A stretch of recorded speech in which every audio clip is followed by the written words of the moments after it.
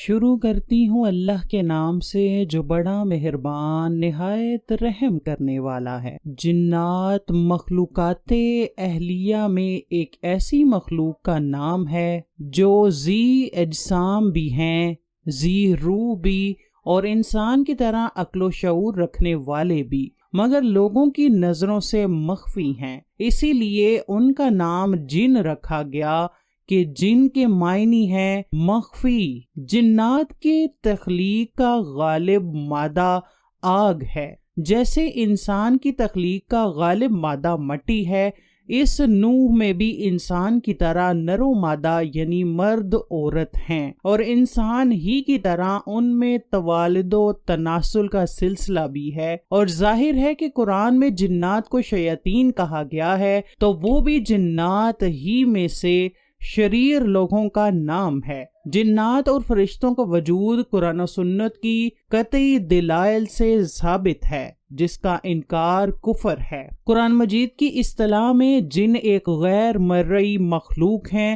اس مخلوق کا ذکر قرآن کریم کی 12 سورتوں میں 20 مرتبہ آیا ہے، جبکہ قرآن مجید کے 29ویں پارے میں موجود ایک سورت سورہ جن کے نام سے بھی ہے۔ یہ مکی سورت ہے جس میں 28 آیات اور 2 رکوع ہیں۔ جنات کو اللہ تعالیٰ نے حضرت آدم علیہ السلام کی تخلیق سے 2000 سال قبل تخلیق فرمایا۔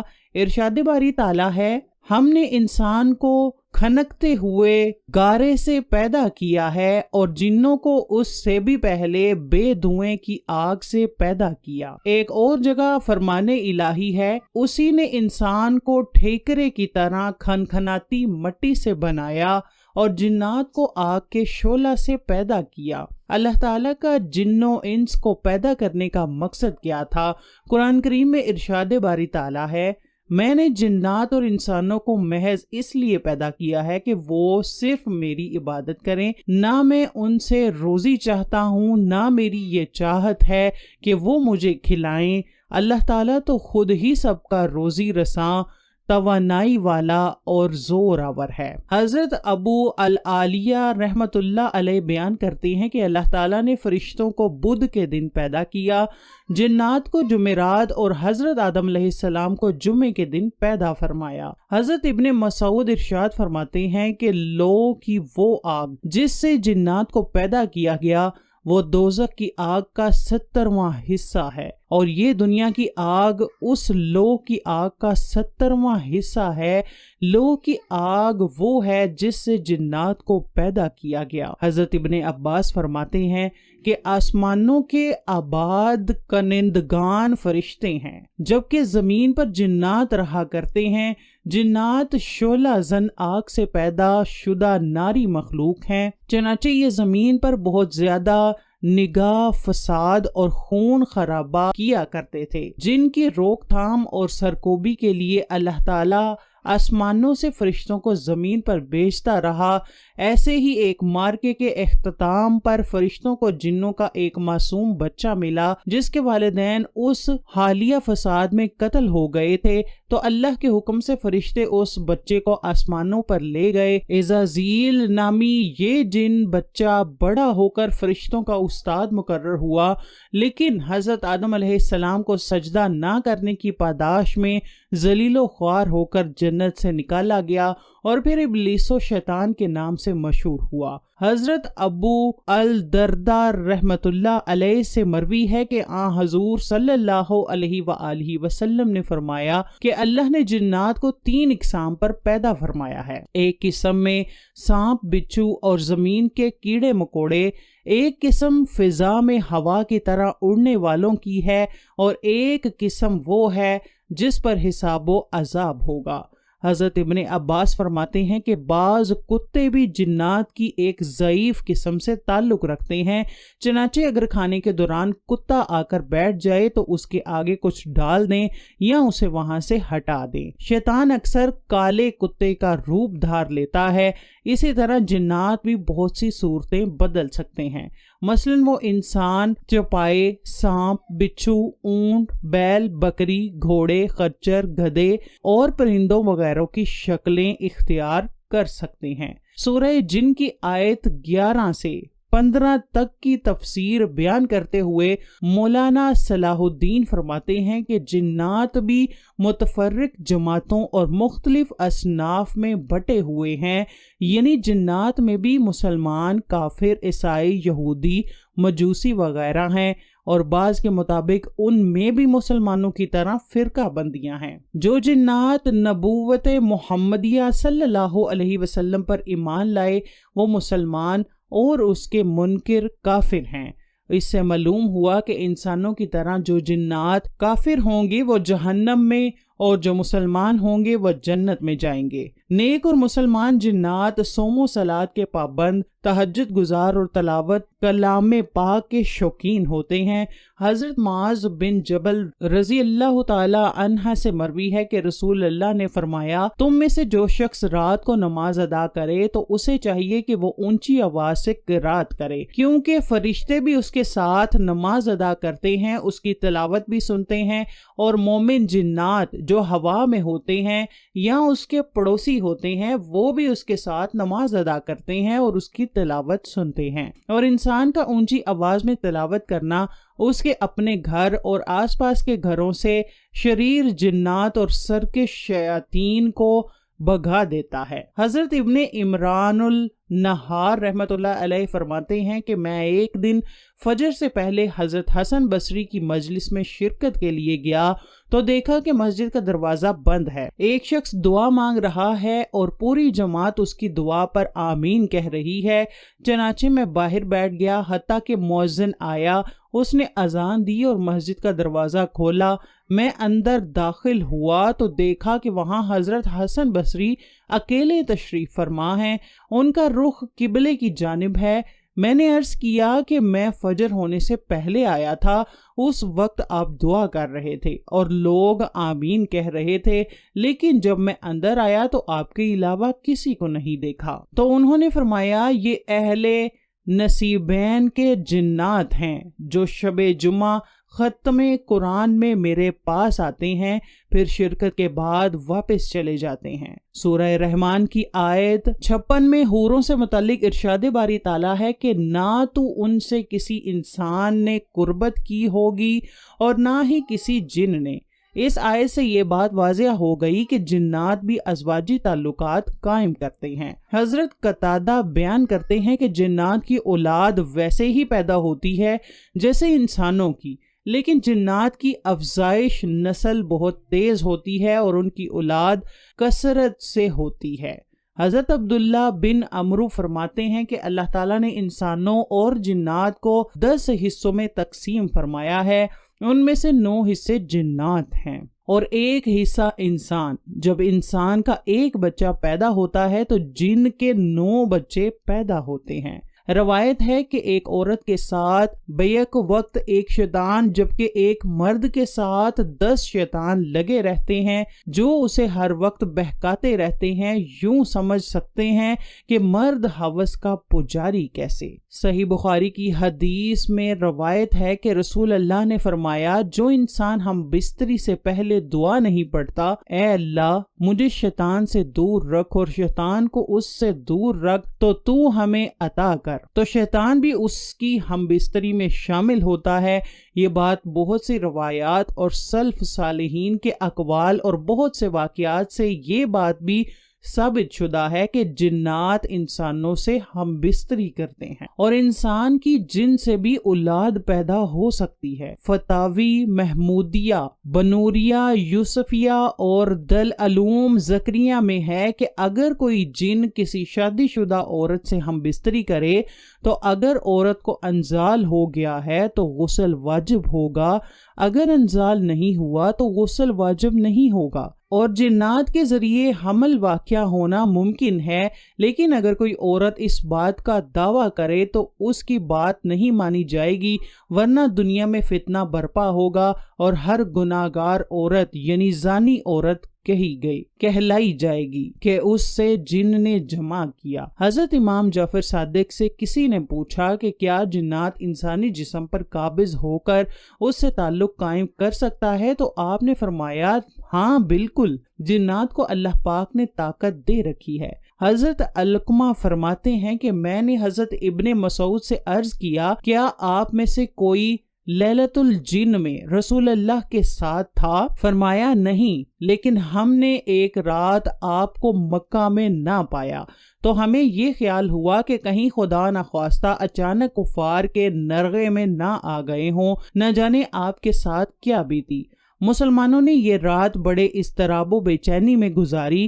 جب صبح صادق ہوئی تو ہم نے دیکھا کہ آپ غار ہیرا کی جانب سے تشریف لا رہے ہیں۔ صحابہ نے اپنی فکر و تشویش کا اظہار کیا۔ آپ نے فرمایا جنوں کا قاصد مجھے بلانے آیا تو میں اس کے ساتھ چلا گیا اور انہیں قرآن پڑھ کر سنایا، اور پھر آپ نے ہمیں ساتھ لیا اور ان کے آثار اور ان کی آگ کے نشانات دکھائے۔ جنات نے آپ سے توشہ سفر مانگا کیونکہ وہ جنات کسی جزیرے کے باسی تھے۔ آپ نے فرمایا ہر ہڈی جس پر اللہ کا نام لیا جائے تمہارے ہاتھ پر پہنچ کر پہلے سے زیادہ گوشت والی بن جائے گی، اور یہ ہڈیاں جنات کی خوراک ہوں گی، اور ہر قسم کے لید تمہارے چوپائیوں کا چارہ ہے۔ پھر حضور صلی اللہ علیہ وسلم نے فرمایا ان دونوں چیزوں سے استنجا نہ کرو کیونکہ یہ دونوں چیزیں تمہارے بھائی جنوں کی خوراک ہیں۔ حضرت ابو ہریرہ سے روایت ہے کہ حضرت نے فرمایا میرے پاس شہر نصیبین کے جن آئے تھے، وہ کیسے اچھے جن تھے۔ انہوں نے مجھ سے زیادہ راہ کی خواہش کی تو میں نے ان کے لیے اللہ سے دعا کی کہ جس ہڈی یا گوبر پر سے ان کا گزر ہو تو اس پر وہ کھانا پائیں گے۔ مولانا مفتی محمد شفیع سورہ جن کی تفسیر میں اس سورت کی شان و نزول بیان کرتے ہوئے 4 اہم واقعات کا ذکر فرماتے ہیں۔ واقعہ اول، رسول اللہ صلی اللہ علیہ وسلم کی بعثت سے پہلے شیاطین آسمان تک پہنچ کر فرشتوں کی باتیں سنتے تھے۔ آپ کی بعثت کے بعد انہیں شہباب ثاقب کے ذریعے سننے سے روک دیا گیا، اور اسی حادثے کی تحقیق کے ضمن میں یہ جنات آپ تک پہنچے۔ اس واقعے کا ذکر سورہ احقاف میں بیان کیا گیا ہے۔ واقعہ دوم، زمانہ جاہلیت میں عادت تھی کہ جب کسی جنگل یا وادی میں دوران سفر قیام کی نوبت آتی تو اس اعتقاد سے کہ جنات کے سردار ہماری حفاظت کریں گے، یہ الفاظ کہا کرتے تھے میں اس جنگل کے سردار کی پناہ لیتا ہوں اور اس کی قوم کے بے وقوف شریر لوگوں سے۔ واقعہ سوم، مکہ مکرمہ میں آپ صلی اللہ علیہ وسلم کی بددعا سے قحط پڑ گیا تھا اور کئی سال تک رہا۔ واقعہ چہارم، جب آپ نے دعوت اسلام شروع کی تو کفار و مخالفین کا آپ صلی اللہ علیہ وآلہ وسلم کے خلاف ہجوم اور نرغہ ہوا۔ حضرت ابن عباس فرماتے ہیں کہ جنات آسمان کی طرف چڑھتے تھے اور وحی کے کلمات سنتے ہی پھر ان میں 9 حصے اضافہ کر کے زمین پر پھیلا دیا کرتے تھے۔ رسول اللہ کی بعثت کے بعد ان شریر جنات کو اس عمل سے روک دیا گیا۔ یہ جب آسمان کی جانب رخ کرتے تو شہباب ثاقب چھوڑے جاتے۔ ان جنات نے اس کا ذکر ابلیس سے کیا تو اس نے کہا کہ ضرور زمین میں کوئی نئی بات ظہور پذیر ہوئی ہے جس کی وجہ سے آسمان دنیا کی سخت ترین حفاظت کی جا رہی ہے۔ چنانچہ یہ طے کیا گیا کہ زمین میں ہر طرف جنات کے وفود پھیلا دیے جائیں تاکہ وہ اس کی تحقیق کریں کہ دنیا میں ایسی کیا نئی چیز وجود میں آئی جس کی بنا پر آسمانوں کی سخت ترین حفاظت کی ضرورت پیش آئی۔ چنانچہ جنات کا ایک وفد تہامہ حجاز کی جانب بھیجا گیا۔ وہ جب مقام نخلا پر پہنچے تو وہاں حضرت صلی اللہ علیہ وسلم اپنے صحابہ کرام کے ساتھ صبح کی نماز کی امامت فرما رہے تھے۔ جنات کے اس وفد نے جب قرآن کریم کی تلاوت سنی تو آپس میں قسمیں کھا کر کہنے لگے کہ واللہ یہی وہ کلام ہے جس کی وجہ سے ہمیں آسمانوں پر جانے سے روک دیا گیا ہے۔ جب آپ نماز سے فارغ ہوئے تو یہ اسلام کی حقانیت پر یقین و ایمان لا کر اپنی قوم کے پاس واپس گئے اور انہیں واقعہ سناتے ہوئے خبر دی کہ ہم تو مسلمان ہو گئے، تمہیں بھی چاہیے کہ ایمان لے آؤ۔ مگر رسول اللہ کو ان جنات کے آنے جانے اور قرآن سن کر ایمان لانے کی خبر نہ ہوئی، یہاں تک کہ سورہ جن کا نزول ہوا جس میں آپ کو اس واقعے کی خبر دی گئی۔ ایک روایت میں ہے کہ جنات شہر نصیبین کے رہنے والے تھے اور ان کی تعداد 9 یا 7 تھی۔ جب انہوں نے اپنی قوم کو ایمان لانے کی ترغیب دی تو پھر ان میں سے 300 افراد اسلام لانے کے لیے حاضر خدمت ہوئے۔ حضرت خفاجی رحمت اللہ علیہ نے فرمایا کہ جنات کے رسول اللہ کی خدمت میں حاضر ہو کر استفادہ کرنے کے واقعات 6 مرتبہ پیش آئے ہیں۔ حضرت نے طائف کے سفر سے واپسی پر مقام نخلا میں قیام فرمایا اور آخری شب میں نماز تہجد پڑھنے لگے۔ ملک یمن کے شہر نصیبین کے جنات کا ایک وفد بھی وہاں پہنچا ہوا تھا۔ انہوں نے جب قرآن کریم کی تلاوت سنی تو مسلمان ہو گئے اور اپنی قوم کی طرف واپس جا کر اس واقعے کی تفصیل بیان کی جس کا ذکر سورہ جن میں بیان فرمایا گیا ہے۔ حضرت مجاہد فرماتے ہیں کہ میں ایک رات نماز ادا کر رہا تھا کہ اچانک میرے سامنے ایک لڑکا آ کر کھڑا ہو گیا تو میں نے اسے قابو کرنے کی تیاری کی۔ اس نے چھلانگ لگائی اور دیوار کے پیچھے جا پڑا۔ میں نے اس کے گرنے کی آواز بھی سنی تھی۔ اس کے بعد وہ کبھی میرے پاس نہیں آیا۔ حضرت مجاہد فرماتے ہیں کہ یہ جنات تم سے اسی طرح سے ڈرتے ہیں جس طرح سے تم جنات سے ڈرتے ہو۔ علامہ مجاسبی رحمت اللہ علیہ فرماتے ہیں کہ جو مومن جنات جنت میں داخل ہوں گے وہ جنت میں موجود انسانوں کو نہیں دیکھ پائیں گے جبکہ انسان جنات کو دیکھ سکیں گے، یعنی وہاں دنیا کے برعکس معاملہ ہوگا۔ حضرت انس بیان کرتے ہیں کہ رسول اللہ نے فرمایا مومن جنات پر ثواب بھی ہے اور عذاب بھی۔ ہم نے عرض کیا انہیں کیا ثواب ملے گا؟ فرمایا یہ اعراف میں ہوں گے، جنت میں امت محمدی کے ساتھ نہیں ہوں گے۔ ہم نے عرض کیا یہ اعراف کیا چیز ہے؟ فرمایا جنت کی دیوار ہے جس میں نہریں بہتی ہوں گی اور پھلوں سے لدے درخت ہوں گے۔ سیدنا علی المرتضی رضی اللہ تعالی عنہ سے مروی ہے کہ نبی کریم نے فرمایا کہ تم لوگ اپنے گھروں میں قرآن کریم کی تلاوت کیا کرو۔ جن گھروں میں قرآن کی تلاوت ہوتی ہے وہ گھر والوں کے لیے باعث خیر و برکت بن جاتا ہے اور اس گھر میں مومن جنات رہائش اختیار کر لیتے ہیں، لیکن جس گھر میں تلاوت نہیں ہوتی وہ گھر والوں کے لیے وحشت بن جاتے ہیں، خیر و برکت کم رہ جاتی ہے اور کافر جنات گھر میں بسیرا کر لیتے ہیں۔ قرآن کریم میں اللہ تعالیٰ فرماتا ہے اے جنات اور انسانوں کی جماعت، کیا تمہارے پاس تم ہی میں سے پیغمبر نہیں آئے تھے جو تم سے میرے احکام بیان کرتے اور تمہیں اس آج کے دن کی خبر دیتے؟ رسالت اور نبوت کے معاملے میں جنات انسانوں ہی کے تابع ہیں، ورنہ جنات میں الگ سے نبی نہیں آئے، البتہ رسولوں کا پیغام پہنچانے والے اور منذرین جنات میں ہوتے رہے ہیں جو اپنی قوم کے جنوں کو اللہ کی طرف دعوت دیتے رہے ہیں اور اب بھی دیتے ہیں۔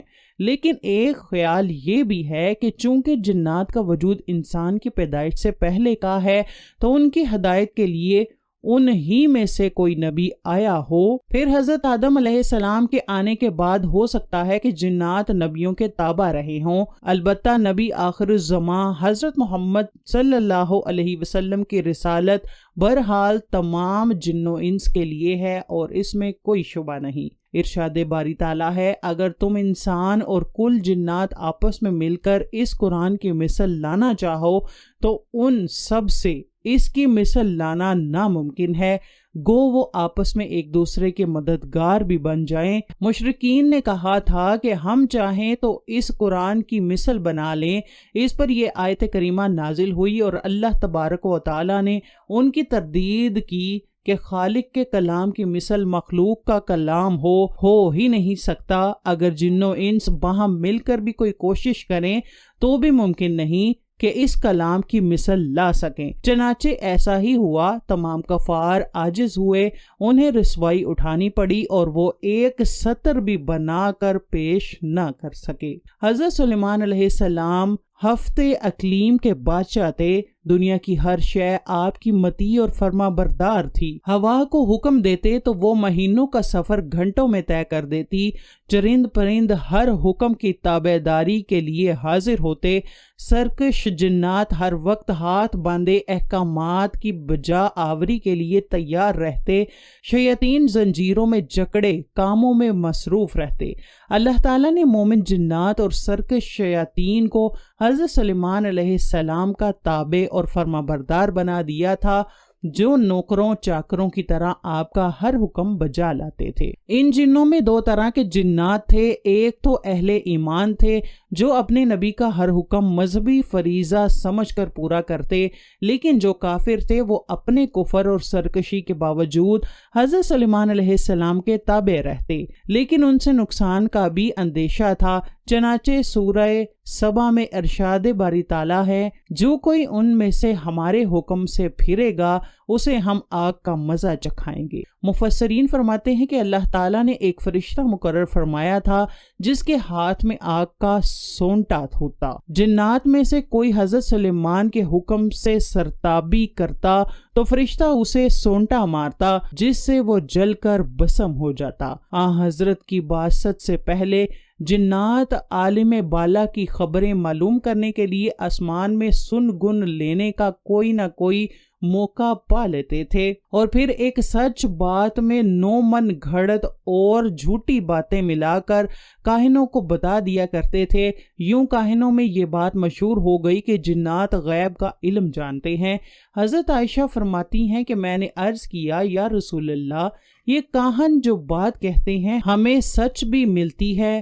آپ نے فرمایا، یہ بات حق ہوتی ہے، اسے جن چوری کر کے اپنے دوست کے کان میں ڈال دیتا ہے اور وہ اس میں 100 جھوٹ ملا دیتا ہے۔ حضرت سلیمان علیہ السلام کے زمانہ میں جنات کے بارے میں مشہور ہو گیا تھا کہ یہ غیب کی باتیں جانتے ہیں۔ اللہ تعالیٰ نے حضرت سلیمان کی وفات کے ذریعے اس عقیدے کے فساد کا قلع کما کر دیا۔ قرآن کریم میں ارشاد باری تعالیٰ ہے، جب پھر ہم نے ان پر موت کا حکم بھیجا تو ان کی خبر جنات کو کسی نے نہ دی سوائے کھن کے کیڑے کے جو ان کی عصا کو کھا رہا تھا۔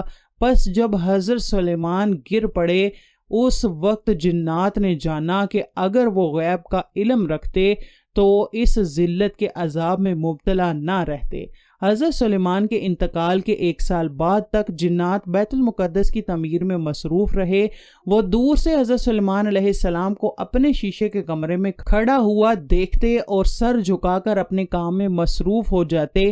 جنات کی یہ مجال نہ تھی کہ وہ قریب چلے جاتے، یہاں تک کہ 1 سال گزر گیا۔ تعمیر بیت المقدس مکمل ہوئی اور اللہ تعالیٰ نے جنات کے عالم غیب کے دعوے کو اپنے انجام پر پہنچا دیا اور تمام دنیا کو جنات کی بے خبری اور بے بسی کا علم ہو گیا۔ حضرت صفوان بن سلیم رحمۃ اللہ علیہ فرماتے ہیں کہ جنات انسانوں کے سامان اور کپڑوں کو استعمال کرتے ہیں، پھر تم میں سے جو شخص کوئی کپڑا اٹھائے یا رکھے تو بسم اللہ پڑھ لیا کرو، کیونکہ اللہ کا نام مہر ہے۔ اس طرح سے جنات ان کپڑوں کو استعمال نہیں کریں گے۔ بسم اللہ جنات کے سامنے پردہ ہے۔ حضرت انس سے روایت ہے کہ رسول اللہ نے فرمایا، گندے مقامات شیاطین کے رہنے کی جگہ ہیں۔ حضرت انس فرماتے ہیں کہ رسول اللہ قضائے حاجت کو جاتے تو یہ پڑھا کرتے تھے، اے اللہ، میں آپ کی پناہ مانگتا ہوں خبیث جنوں سے اور خبیث جننیوں سے۔ امام سعید بن منصور نے اس دعا کی شروع میں بسم اللہ کے الفاظ بھی بیان کیے ہیں۔ اللہ تعالیٰ نے انسان کو اشرف المخلوقات بنایا ہے، چنانچہ جنات و شیاطین سمیت دنیا کی ہر مخلوق انسان سے خوف کھاتی ہے۔ اللہ اور اس کے نبی کی تعلیمات کی روشنی میں بدترین جنات اور شیاطین کو شکست فاش دینا بہت آسان ہے، لیکن اگر جنات کی وجہ سے کچھ لوگوں کو بیماری یا موت لاحق ہو جائے تو یہ خود اپنے اوپر ظلم کرنے کے مترادف ہے، جس میں جعلی پیر فقیر اور سنیاسیوں کا بڑا ہاتھ ہے۔ جنات سے مقابلے کے لیے ذکر الہی، دعائیں، اعوذ باللہ من الشیطان الرجیم، استغفار اور سورہ معوذتین کثرت سے پڑھی جائے، لیکن 5 وقت کی نماز ادا کرنا سب سے اہم ہے۔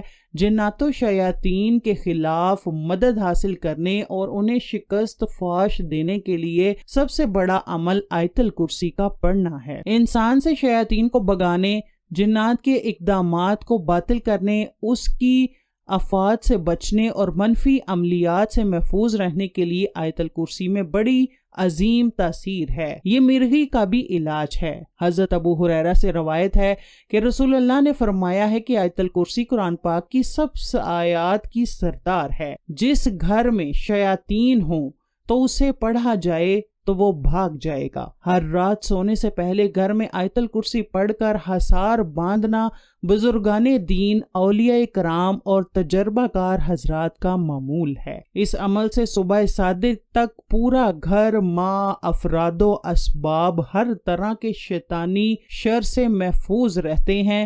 حضرت قتادہ بیان فرماتے ہیں کہ جس نے اپنے بستر کی ٹیک لگاتے ہوئے آیت الکرسی پڑھ لی، 2 فرشتے اس کے سپرد کر دیے جاتے ہیں جو صبح تک اس کی حفاظت کرتے ہیں۔ سورہ معوذتین قرآن کریم کی یہ آخری 2 سورتیں ہر قسم کے شیطانی عملیات، جادو ٹونے اور نظر بد کا تیر با ہدف علاج ہے۔ حضرت ابو سعید فرماتے ہیں کہ حضرت صلی اللہ علیہ وسلم جنات اور انسانوں کی نظر بد سے پناہ مانگتے تھے، یہاں تک کہ جب آخری دونوں صورتیں نازل ہو گئیں تو آپ نے انہیں پڑھنا